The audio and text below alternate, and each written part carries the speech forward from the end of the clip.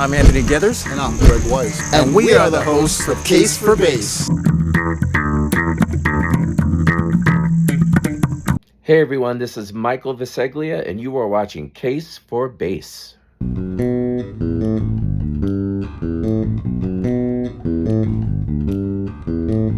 If you want me, you can find me left of center of the street.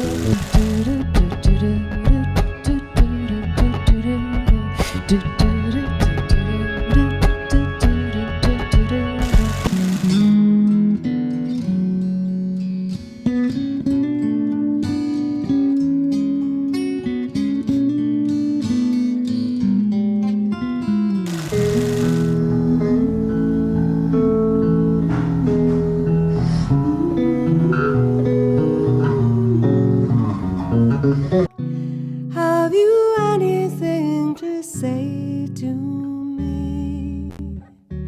Won't you tell me where my love can be?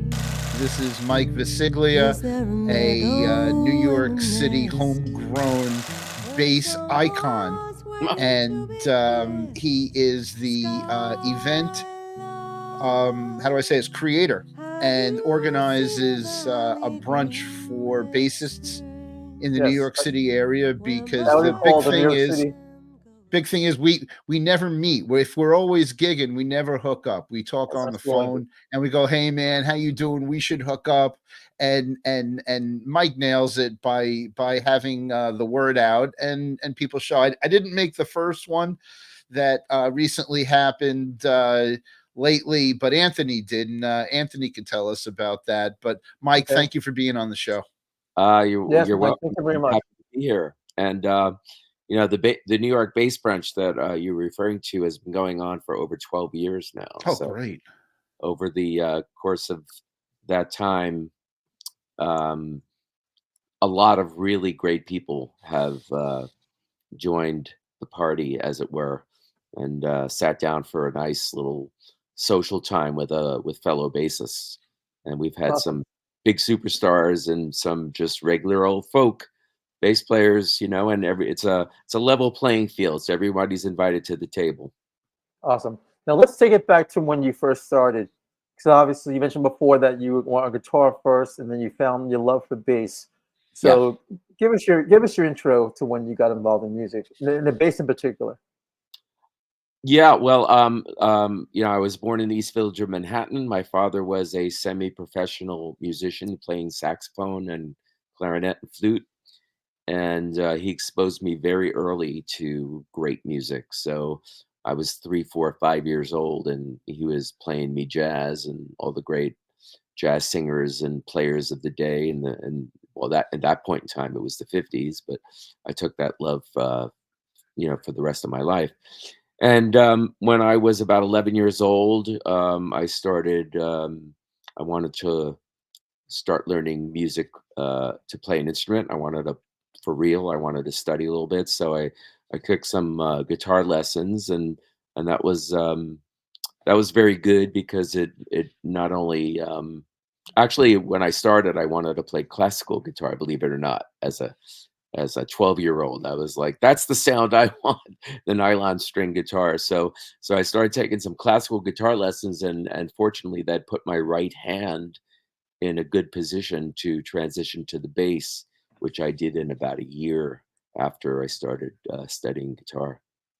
Okay, so what was your first bass that you that you actually grabbed in your hand and felt like, okay, this is my instrument of choice for the rest of my life? Well, that happened later. My first bass was a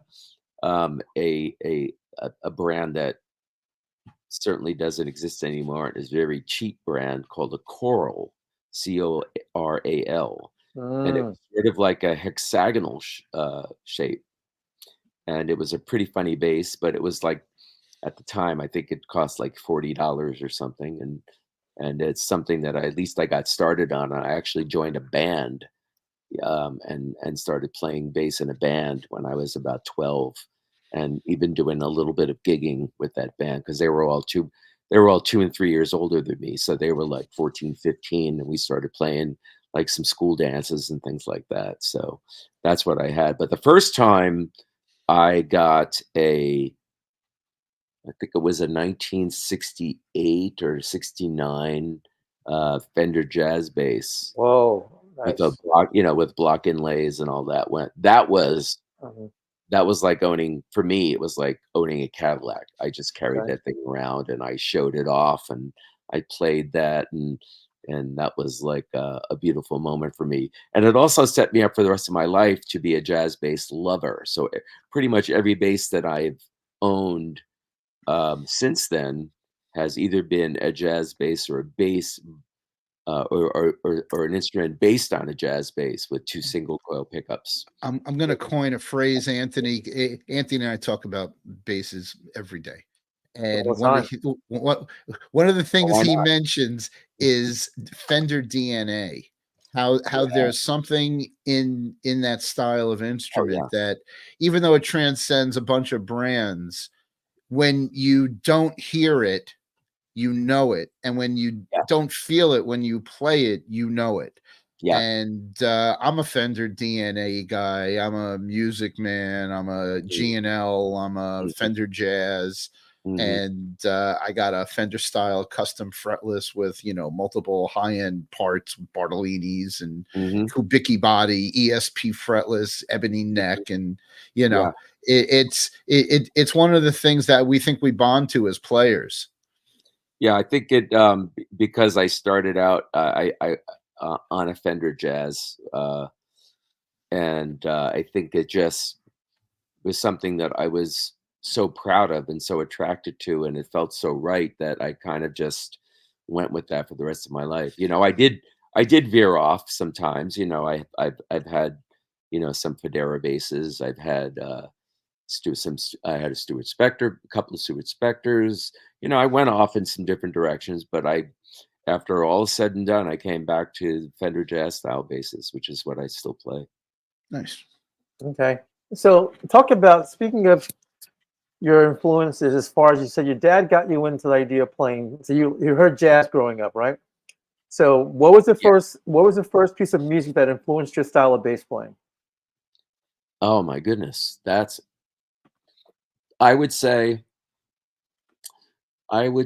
the first stuff that really caught my ear was when the first Cream and Jimi Hendrix records came out. Because that's when I really started to like, okay, there's something going on in the bass there. Absolutely. That was a lot more evident than it was in just the pop AM hits of the time. Did you find you had a feel for it being with a guitar background? Oh yeah. That you were dialing in on a part of an orchestration that just it was taking stride. Yep. Well, fortunately, I had talent, and that was very evident early on, and I had a very good ear, so I was pretty readily able to pick out parts. So when I heard activity like that in a bass line, I was, oh, this is where I want to go, and that just kept me going in that direction. Nice. What kind of music did your parents play in your home growing up? Growing up, everything. It started out with jazz, and then it went into, classical, big band, pop music. A lot of popular singers of the day, whether it was from everything from Billie Holiday to Johnny Mathis and everything in between, and so Frank Sinatra. I heard all. Yeah, exactly. Well, Awesome, dude. aside from that, growing up in the East Village, you had access to these people that you were listening to on records, because a lot of them were playing. Did you find you were going to a lot of clubs that you were seeing different kinds of music? I really didn't go to clubs until I was a teenager. But yeah, when I became a teenager, that's all I did was go to clubs and go to concerts, and in the 70s especially, that was the best time of all to be in New York and to be a musician.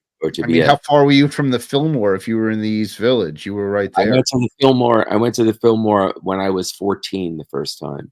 My friend's parents took me there. And, oh wow! So I went to the Fillmore a number of times. I went to all the rock, concert venues when I was in my teenage years, and that was basically the Roman Colosseum of that was rock. that was like when I saw those kinds of concerts, which they don't have anymore. No, they don't. When I saw those kinds of concerts with 3 disparate acts on the bill every night, that was, to me, that was nirvana. That was what I wanted to do. I knew very early on that I was going to pursue being a professional musician. Okay, awesome. Let's talk about your style. Who did you see live that might have been? I mean, I'm talking about bass players that you would see live at first. So obviously, you started going to clubs later. But who did you see live where you said, "I want to sound similar to similar to that style, if not better"? Like, who was your most influential bass player that you might have seen live? Well, I actually never saw him live, but when I was a teenager and really getting into bass, it was all about Jack Bruce. Jack Bruce, and then who I did see live after that were I really got into the British scene, and especially the proggers. So I was really into Chris Squire. I was really into Jack Bruce. Very nice. Obviously John Paul Jones, who was was a kind of a bass virtuoso in the hard rock world. And those are the kinds of guys that when I listened to, I was like, oh boy, yeah, this is really what I want. I want to head in this direction, And then when I saw Awesome. Jocko, that was the be all end all. I was like, okay, the high bar has been set now, and there will be thousands of bass players trying to get to that level at this point. But there were. And there were. And there were, and Anthony and I call it digging in, is when you're reaching to ascend, when your arrangement, your part, but that you got to put that extra energy that's within you into your expression at the time. Yeah. Well, the actually the person that influenced me in a way maybe the most, and I say that because not only do I consider him probably the best bass guitar player that ever lived, but I got to know him pretty well and hang out with him when I was younger in the 70s, was Anthony Jackson. Oh, come on. Wow. Oh, come on. All right. Now you got to give it up. You get to freak out. You got to give it up. What's up? Come on, Mike. Well, Anthony went to Bronx Science, New York, high school, and I was playing with a drummer in a band that also went to Bronx Science and was Anthony's best friend. And so I got to meet Anthony through my friend Casey. Casey Conrad was the drummer, and we would hang out, and he would come see me play. I would see him play. He would, give me tips. He would talk about inspiration for him and attitude about playing the instrument. And, so there was a guy who took it to like a whole other extreme level. I mean, everything he did, finger style, picking style, sound. He was the first guy to have, more than he was first person to play a more than a 4-string, 5-string, 6-string bass. But I know they had 6-string basses in the 60s, but that was guitar based. I know it was guitar based. He had it. He had designers design his instruments that were with wider string spacing, so the necks became enormous, and then he experimented with all kinds of body designs, and he was one of the first bass players, if not the first bass player, to start to use multi effects on a regular basis, chorusing and phasing and and all of that. And he just expanded the whole palette and the whole what can be done on an instrument, and incorporated it into every single style of music that he was playing. And he was playing everything. He was playing with the Buddy Rich band. He was playing with Chaka Khan. He was playing with everybody at the time. He was, in the 70s, Anthony was, he was, probably the first call bass player in New York. Wow. Ever catch him with Michel Camilo? Yeah. Because I got dragged into the whole scene because I'm thinking I'm younger than you, but although I'm 58. But when I was turning, a lot younger than me. I think we're wait. How old are you? How old are you? How old are you, Mike? If you mind me asking you. I just turned 69. Bullshit, dude! You do not look like you're 69. No way. I may have a heart transplant, but I'm not buying 69. It's true. I thought you were closer to my age. I thought you were closer to 55. It's hard to admit, but November 8th, I turned 69. Oh, happy birthday! Thank you, and happy Thanksgiving. You're 1 year from 70, bro. But you would never. No, I needed to hear that. You needed to drive that that knife in. You needed to stick that in. But you don't look like it. Like you don't. Honestly, I mean, that'll be my next question as well. Do you find that music maintains a sense of youth? Oh yeah. It's music, and it's the lifestyle, and the fact that I've never had a day job. I never had to do like a regular commute and wear a suit. Yeah. Sit in a cubicle. It's all of those things that good for you. That helps.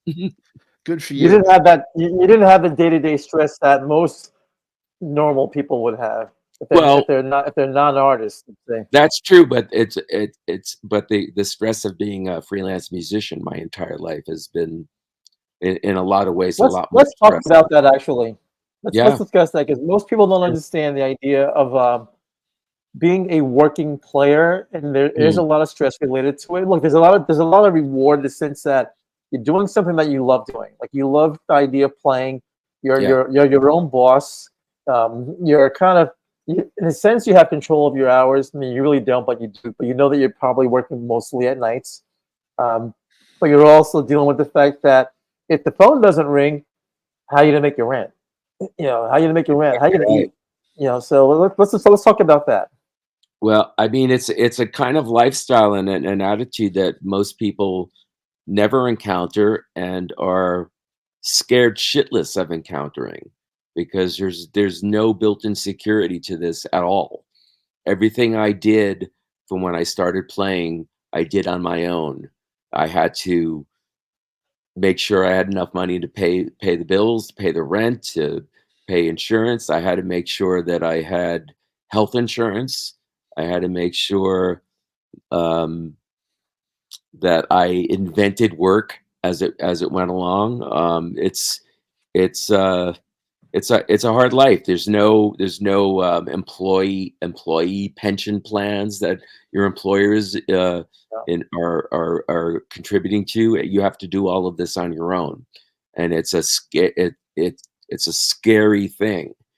And I've been fortunate, that I've had the right amount of talent. I was born in New York. I had the right amount of opportunities. I met the right people, but it was very, you have to be extremely proactive. It's not a reactive kind of lifestyle. You always have to go out there, and you have to meet people, and you have to get into the scene and find the scene and find different scenes and meet different people. And when you're, what I say, when you talk about luck, my definition of luck is where preparation meets opportunity. That's what luck is. So you have to be prepared that when the opportunity presents itself, and whatever that opportunity is, that you can step up to the plate and you can deliver. And you also have to have the amount of fearlessness that it takes to be a freelance musician is something that does not come natural to me. Not at all. Especially as a support role. It's not like you're not there to be lead singer, the lead guitar player. You're not there to be that, you know, out front personality. The bass is a support role for most cases. But And it's the idea. It's the idea of jumping from opportunity to opportunity. And like, for instance, I'll give you a little. For instance, one of the first steady gigs that I had, which was for 5 years, was when I was playing with Flo and Eddie and the Turtles, oh Oh, wow. wow. Okay. which I did from around 1980 through 1984. Oh wow. And I was touring with them, and it was a steady gig, and it was a fun gig. I was playing great music, and we were playing Turtle songs and Frank Zappa songs, and it was just so much fun. And then in 1984, a friend of mine recommended me to audition for a very young female singer-songwriter who just got a deal on A&M Records, who was an unknown quantity, and her name was Suzanne Vega. Ooh. My name is Luca. So in 1984, I was like, do I jump off the Flo and Eddie Turtles train, which could conceivably go on for many, many years, and it actually did go on for many. Still years. going on now. Well, no, it's over. It's pretty much. I mean, over. they do the Happy Together tour. Now, well, Howard is just as an aside. Howard Okay. Kalin, who is Eddie, Yes. he's been retired for years. Oh, okay. He hasn't done that. Mark Volman, who is Flo, has so many health problems that he's barely. Wow. Gotcha. They Yeah, I just always see him sitting down. They kind of throw him on stage, and He's Yeah, not in good. gotcha. He's not in good they're shape. both not in good Okay. shape. But All right, so continue with Susan Vega. But I did the very first Happy Together tour in 1984. So that was the very first. Nice. Okay. But what I was saying is, I got this phone call, and it was like this young female who was on got a deal on a major label, and it was like, do I jump off this train and like jump into the deep and take a chance with somebody that nobody knows, and who knows how long that's going to last? And then I listened to the music, and my father was like advising me against it. He was like, no, you can't jump off the. Really? What was his reasoning behind that? A certain amount of known security, stick with what you know. You have a job, that job can go for years. You're doing pretty well, and just hang with that. And I listened to the music, and I just had an intuitive response that I needed to jump. Wow. And you have to have a certain amount of fearlessness to jump into the unknown. Well, and also you're kind of like an A&R guy at the same time. Yeah, and so I made the jump, and that was one of the best moves I've ever made, because I joined up with her in 1985, and I played on a lot of her records, including My Name Is Luca, and stayed with her for decades. And I'm actually still intermittently playing with her. I'm playing 4 shows with her coming up at the City Winery over Christmas. Oh, that's beautiful. So congratulations. So that was like I've gotten to go around the world many times, touring, playing the biggest venues in the world, concert video at Royal Albert Hall, playing Carnegie Hall, playing, these wonderful, wonderful places. And I got to meet an incredible amount of celebrities and super interesting people. Through her, I got to spend. So had you stayed with Flo and Eddie, and you basically agree with your dad, you would have never experienced this. No, never. And the Flo and Eddie thing, as fun as it was, and it was great fun. It wasn't a really great art expression of what I could do on the instrument.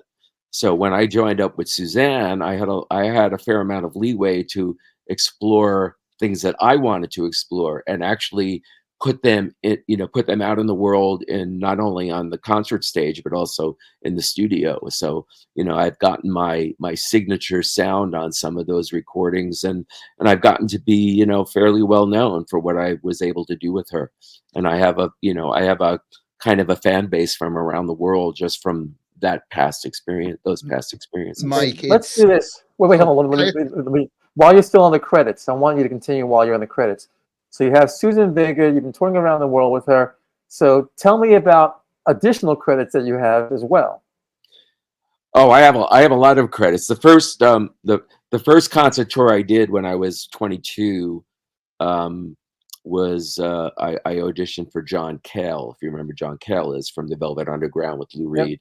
So he was the first guy I went. So I stayed with him for 2 years, and then I jumped into the let me see, what year was this? Then I jumped into the Flo Eddie thing. Okay. And then I got a call to join a band with Jorma Kaukonen, which was from Jorma, the guitar player from Hatuna. And I moved to San Francisco, and we had a band, we had a trio that lasted about a year called Vital Parts, which we toured around America with. And then after that was Suzanne, which took up a whole lot of my life. But in the middle of the Suzanne thing, I was also able to I became the musical director for a blue-eyed soul artist that got signed to Arista named Curtis Stigers. And he sold a couple million records, believe it or not. He had a couple of big hits, and we toured around the world.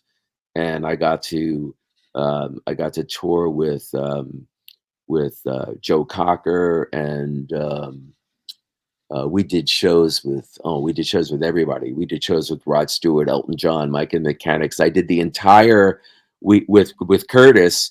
I did the entire opening act tour with Eric Clapton. We did his entire stadium tour from Shea Stadium to Candlestick Park. So I did all of that. When was that? What year that was around 1990, 91, 92, somewhere in there. You get to meet Nathan East and talk to him, and well, I got to meet him. I mean, I didn't get a lot of interaction with him. He was busy. Yeah, but that was well, as we all discussed, very seldom do you have two bass players in the same gig or in the same room. But playing stadium that was an incredible experience. And then, in the meantime, between all of this, I got to record with a lot of great people. I recorded a tune with Bruce Springsteen and Pete Seeger. I recorded with Jackson Browne. I recorded with Phoebe Snow. I recorded with Bette Midler. I also toured and played with Christopher Cross. Wow. So it just keeps going on, and I am where I am now, and I have 3 or 4 of my own bands. I'm still very active in the scene. I'm still playing lots and lots of gigs and doing lots of studio. I've released a couple of my own records. That was my next question, actually. I wanted to hear that. Do you have your own solo material? I have my own records. I've written 3 books, and I just keep active and creative as much as I can. Okay, speaking of that, tell us, where can people find your records? What are the titles? Hopefully you can find them on the the first record I did, the first 2 records, I'm not 100% sure where you can find them, because I didn't release them as streamers yet. But you can probably look around and find it. The first one I did was just a bass, a 4-string bass guitar and vocal record with a partner of mine, a female singer, and that's all there is on the record. Wow! So it's just bass and vocals. That's it. That's it. It's called "Then There Were Two." Then there were 2. My partner is a beautiful Australian singer named Fiona McBain. Okay. And this album is an album of very eclectic cover songs, cover material that I orchestrated for the bass guitar. So I'm covering there's not a lot of single note playing on this record. I'm playing all the harmony, and I made it like sort of like a combination of a bass guitar accompaniment and kind of a classical guitar accompaniment. Oh, So, wow. Okay. so, and we do everything from, we do a Beatles song, I do Hoagie Carmichael song, I do Burt Bacharach on it. It's like, it's a pretty cool record, and it's just bass and voice. So it's a nice showcase for me and the way I think about certain things. Yeah. Okay. Gregg, you had something you wanted to say before I wanted to continue on the credits. It was a question that was kind of answered, but it's a question we always ask bass players who've been on recordings, which is Anthony and I always talk about how some of these great bass players that we know of, that they're stifled by the production process. Stifled in which way? Internally stifled or from externally stifled? External. More externally, and usually it's because I'll give you an example. What's the bass player's name? He used to play with not Suicidal Tendencies. Thundercat. Thundercat went into this. Thundercat has a 6-string Ibanez, which is a gorgeous bass. Yeah. And then he was doing some work with Raphael Sadiq. Yeah. And he walks into the studio with that bass. And Raphael Sadiq is like, absolutely not. And then hands him the jazz bass. I would agree with Raphael. Well, I'm not too. Yeah. No, actually not. Here's the way this goes with me. Here's the way I feel about it. When you have someone like Thundercat, who's got a very signature sound and what he does, and he's got a very strong vision of what he does. When you hire Thundercat, you let Thundercat do his thing. Yep. You let Thundercat do his thing. If he wanted a more, I know what Raphael Sadiq's music is kind of like, and if he wants more of that kind of, new soul vibe thing, that groovy, maybe he should have got a Pino Palladino or somebody to play on it, and somebody who's like he did with like a D'Angelo project, like when D'Angelo did, or get a guy that's more in line with that kind of playing than a Thundercat.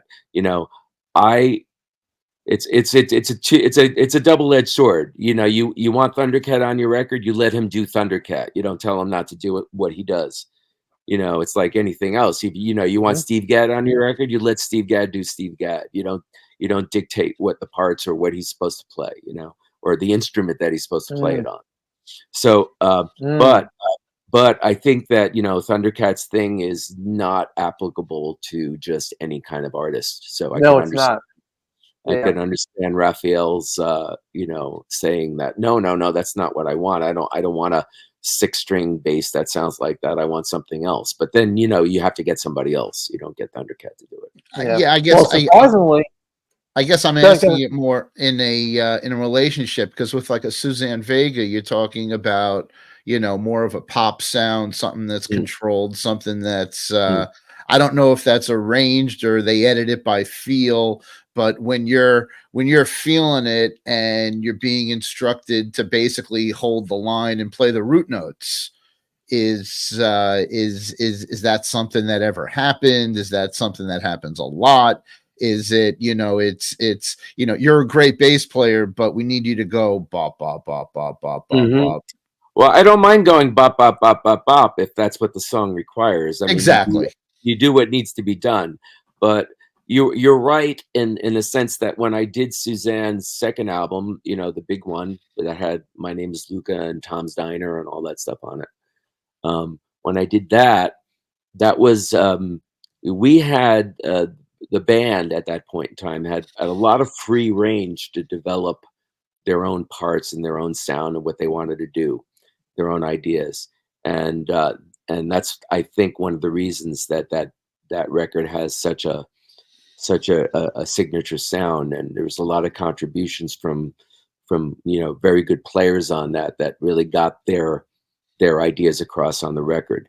As time went on, when Suzanne started bringing in other producers, or certain producers that we work with after that, several producers on several different records, and they started really kind of putting their thumbprint on the record and restricting the ideas of the musicians, and kind of just what you said, telling them what to do, like play this and don't play that, and play this with this sound, or I've even had play this instrument as well. Don't play Really? They would tell you what to play.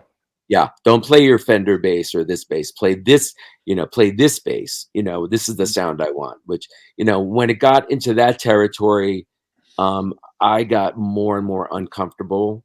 I was able to kind of do what I was supposed to do, which is that's your ultimate job anyway. But as a, I felt that my your art. Yeah, what my expression on my on what I do and the sound that I hear was more oppressed from the outside. So that does happen. But ultimately, that's your job. I mean, to a certain extent, I'm not Thundercat, so you don't call me and just expect me signature to tones unimpeded. So Yes. if I'm working for a producer that's brought in especially to specifically to realize their vision of the recording or the project, then I have to work within those parameters. Well, it's funny that you mentioned that. I was watching a special with Victor Wood, and he said he was playing a couple. He did this thing where he was with a live audience, and he started doing doom doom doom doom doom doom doom doom. Now everyone starts clapping right away. Yeah. Then he goes, now if all of a sudden I threw in doom doom doom, he's like, producer's gonna fire me. I'm out of a job now. He's like, see how you recognize that? He goes, ultimately, he goes, if I'm playing with Curtis Mayfield, I'm going now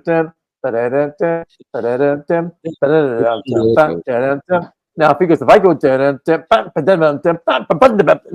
like, you're fired. He goes, ultimately your job is to lay down the groove. That's right. Now I can be the best sounding guy on the planet with all these notes. He's like, but no one wants to hire someone to do that. He goes, ultimately as a bass player, your expression is their expression. It's whatever they want you to do, unless you're self-produced, and that becomes a big issue. Yeah, you have to be to become a successful studio player.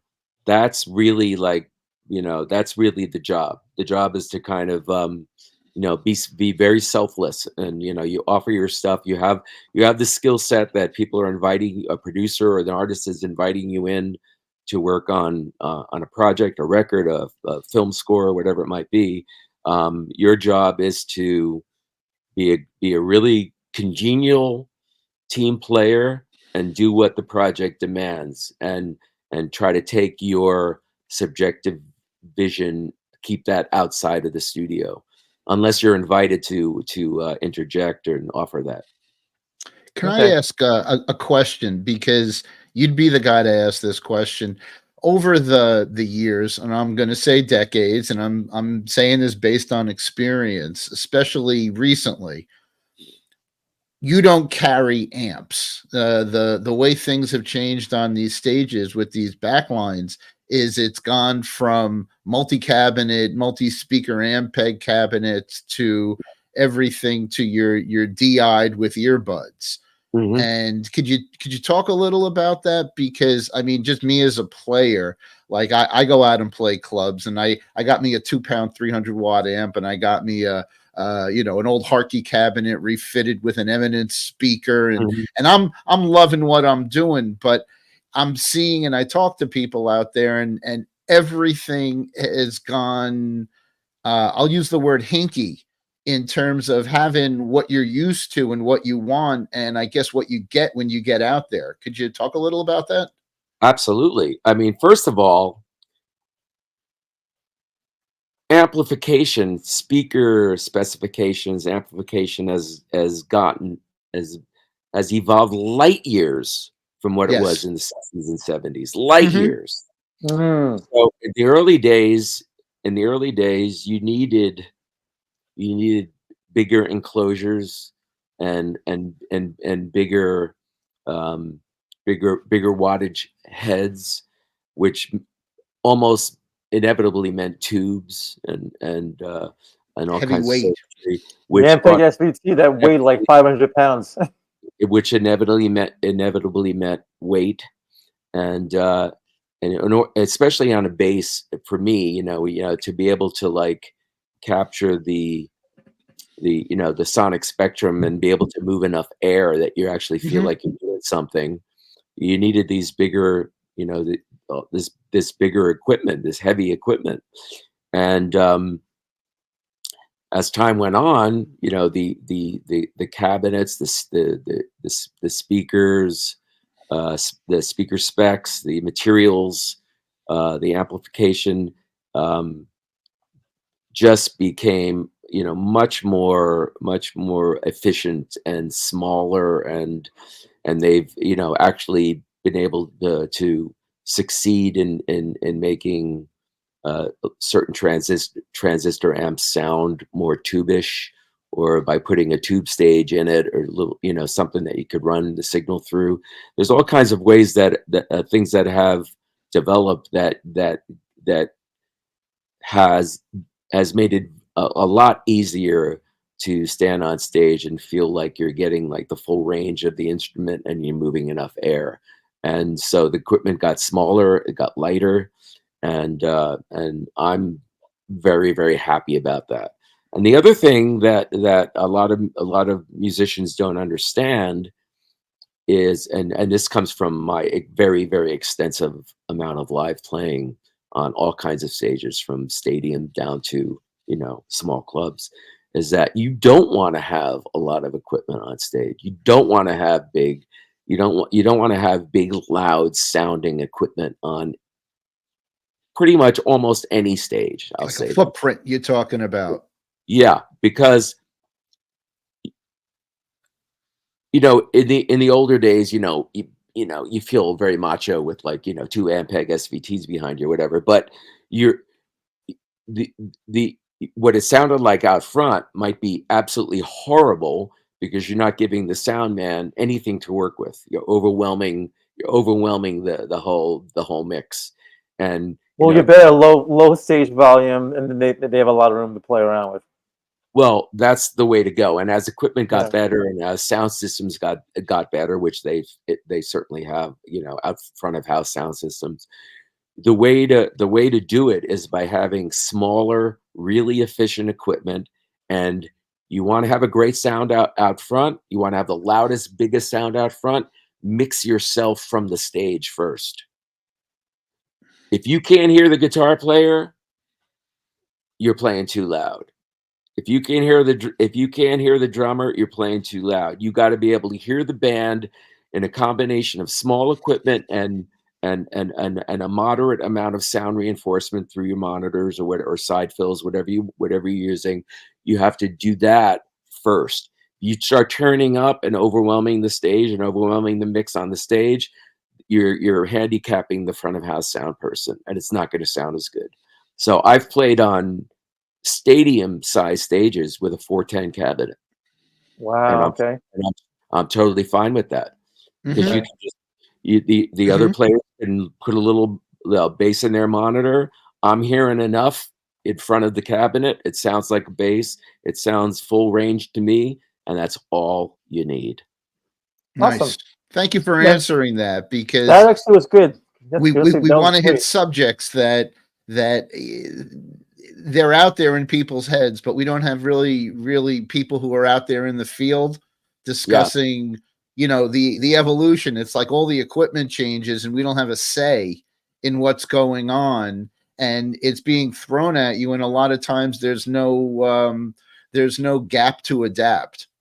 Yeah. You're like, here it is, go with it. And, whatever you did for 20 years, you got to change your game.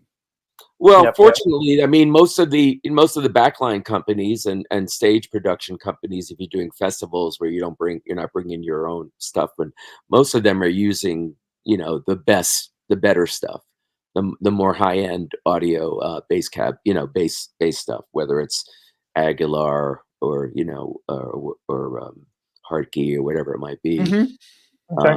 All of these companies have gotten better. Even Gallion Kruger, all these companies have gotten a lot better, and a lot more efficient. So luckily, that's kind of become the default for high-end production companies and festivals that they're using good equipment all around. The thing that, you know, the disconnect is when you think that if I'm playing on a big stage or I'm playing for 1,000 or 2,000 people, I have to have bigger amplifiers, right? No, you don't. In fact, you're doing yourself a disservice if you have big amplifiers. I mean, if you could have a big amplifier, if you want to hear a lot of bass around you and you want to hear, you know, you have 2 8x10 cabinets, but that doesn't mean you have to play loud. You have to play loud. If you just want to surround yourself with some bass, that's nice, but don't play louder than you need to play. I know a lot of guys who want to get back massages and play loud at the same time. Yeah, exactly. Yeah, and it's also like, you know, the macho rock, you know, the macho rock guy with his foot on the monitor and, like, you know, big cabinets behind him doing his true. But like you just said, a lot of that evolved, and a lot of that big macho rock thing isn't necessarily in the game anymore. You'd be surprised. You'd be surprised how many guys they have like 4 SVT cabinets and heads. Oh yeah, and they're not on. Behind the cabinets, they're playing in you know, what you don't see is what they're actually playing through is like a rumble, 410 Aguilar. Yeah, a rumble. Yeah, they're playing through a rumble. Or I saw that, or a fractal or something like that. You'd be surprised. I saw that with Santana because, like, when I saw him at the Garden State Arts Center, 20,000 people, the only amp he had was a Boogie Mark 1 combo with a mic on it. That's it. That's you know, and you know, you know, the sound companies and the production companies are handling all that. And yet he's generating his tone like he's in his living room, which is, you know, and it sounds like God. It sounds like God. 100%. In the let's talk that. It sounds like God. Yeah. All right, we are a bass show, so let's talk about your favorite bass at this particular point, and what strings are you using on that bass? Oh, sure. Well, I've been with D'Addario. I used to be a full endorser of D'Addario for many years. I started with them at around 1981, and I am actually still with them. So I use D'Addario's, and I am a round wound pro steel player. That's my sound. I'm a half round guy. D'Addario. Yeah, I know. I'm not. I have friends. I'm a half rounder. I'm not. Okay, so you've been a D'Addario guy for a long time. Sorry, yeah. I've been with them since '82, basically, and I use a medium gauge string, like a 45 G string to a 100 low E on a 4-string. Yeah. Oh, awesome. Okay. I go to a 5-string, goes to 125, something like that. Okay. Now, are you a gearhead? Do you grab basses and collect them, or do you just kind of play them if they feel good? Great. I have the basses that I have essentially are ones that I really like, and I use them, and that's the way I look at it. I don't have a lot of redundancy, and I don't like just having basses sitting around and not doing anything. So okay, awesome. All right, so this is gonna be one. I have about 10 instruments, I think now, something like that. Okay, right now. Okay, awesome. And then mostly Fenders for the most part. No, they kind of go all over the place. You know, I have actually my number one bass that I play almost exclusively is a Lakeland Joe Osborne bass with 2 Nordstrom pickups in it. I'm sorry. Say it one more time. It's a Lakeland Joe Osborne bass with 2 Lindy Fralin pickups in it. Ooh. Oh, okay. And now, why did you? Now, why is that your like? What's the reason why you love that bass so much? Because it has an early '60s jazz bass profile neck that feels like butter. It's a solid bass with full range sound. Those pickups are beautiful, and it sounds like a really good jazz bass. And it's about 20 years old, so it is just a solid. Broken in. It's broken in. it's the, you know, the neck is like It's has that a Aquarius tone. It's that let the Yes. sunshine in. No, he was using a Fender at that. But, it's got a beautiful feel, and it sounds wonderful, and it's a solid instrument that doesn't need a lot of maintenance. You pick it up, it hardly ever needs any kind of adjustment, and it almost stays completely in tune from one day to the next. It's one of those kind of basses. Wow. If I could interject, any experience or comments on foam mute? Do you On ever foam use mute? one? Sure. Yeah. Oh yeah. Depending on, you know, And do you make mostly, your own? yeah, mostly in a recording environment where you want to get, you know, you want to get that real retro sound where there's just like, you know, basically just fundamental and no sustain, you know, Mhm. with flat wound strings, of course. And Okay. yeah, so I have used you make your own foam, stick it under the, you know, in the strings by the bridge, and Bob's your uncle, as they say. And the second part to that is, how do you know your foam's dialed in? You have to, well, you have to get a certain amount of a certain amount of response from each string to make it sound kind of consistent. So you just have to keep you know, fussing around with the foam until Mhm. it feels like, okay, now the bass is responding the way it has to. Like the A string's not too muted, the G Mhm. string's not too unmuted. You know, it's Okay. that kind of thing. This is where I dig in deep, and Anthony goes, "Who uses the foam mute at all?" Yeah, no, people do. Oh, Yeah. more people than you would think. More Use people it. than I realize. And that's what I Yeah, more bring people out. than you realize. Yep. Especially I'm now, also like, you know, the retro funk and soul sound is like, you know, very chic again. So a lot of cats are yes.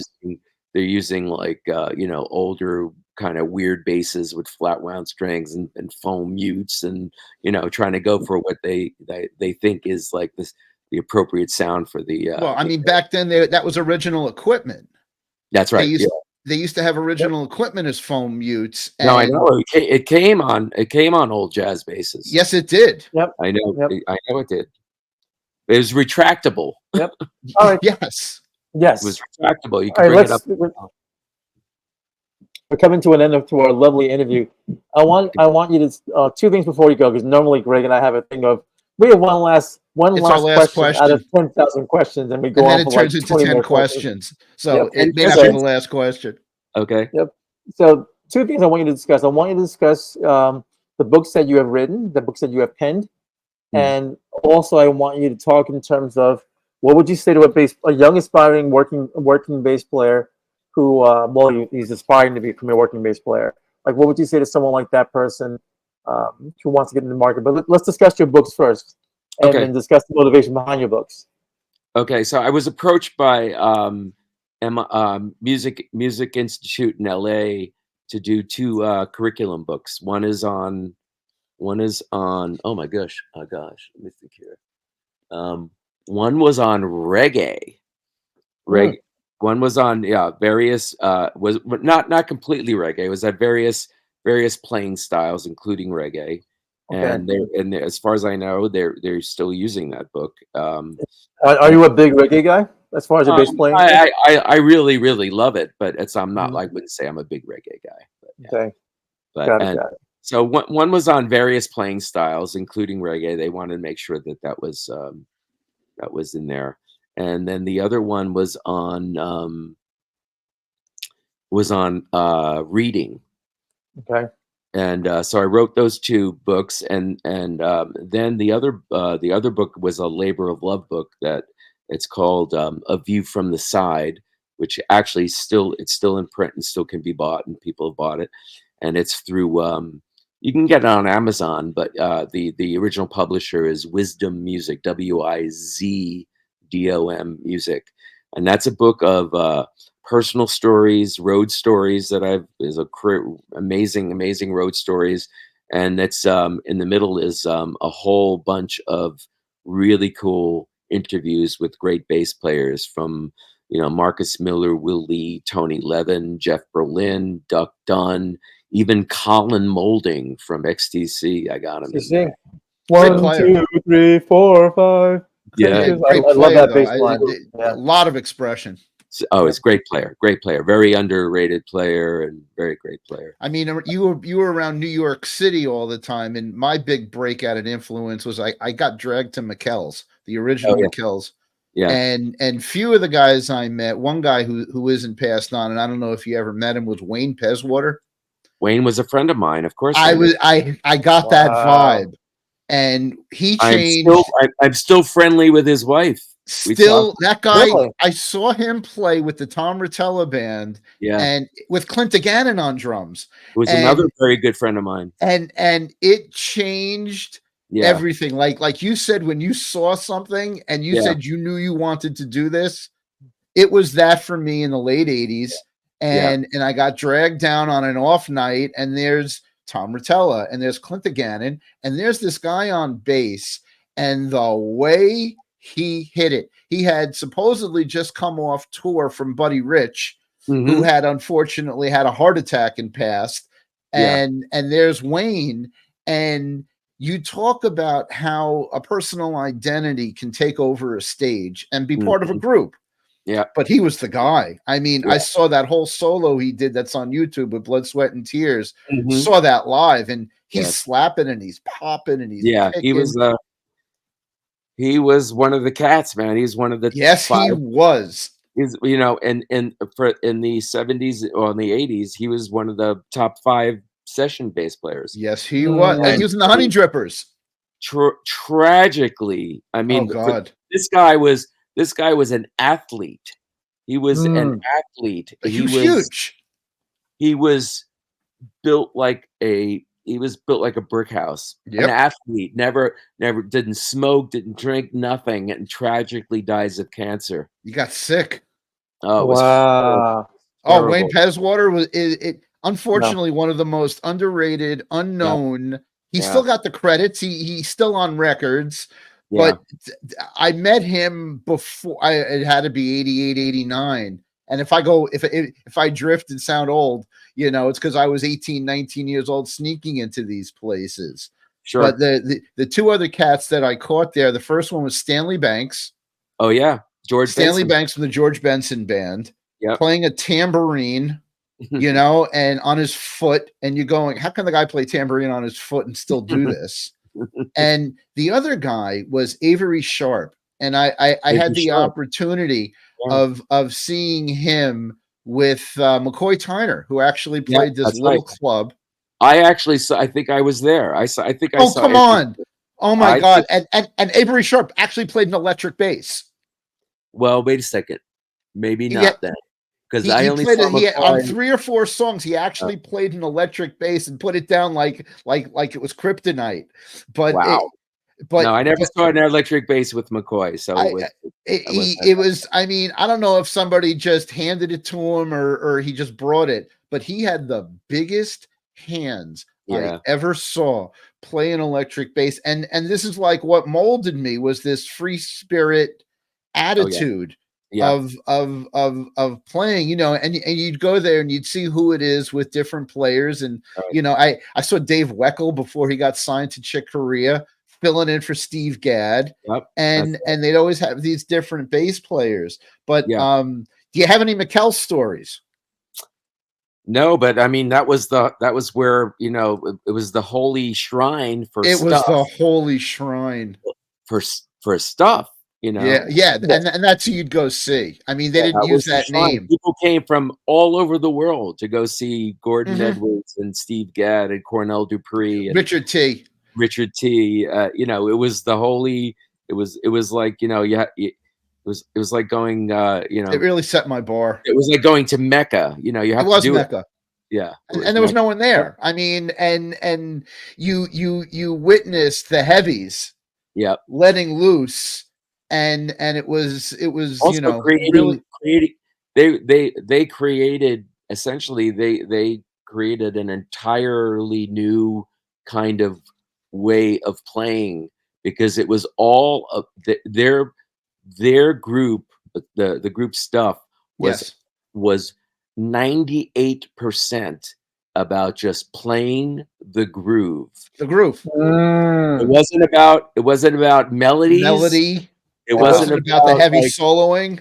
It was about like just playing the deepest grooves that you can come up with, and just making people go into a frenzy from the hipness of the whole thing. I'm still in a frenzy.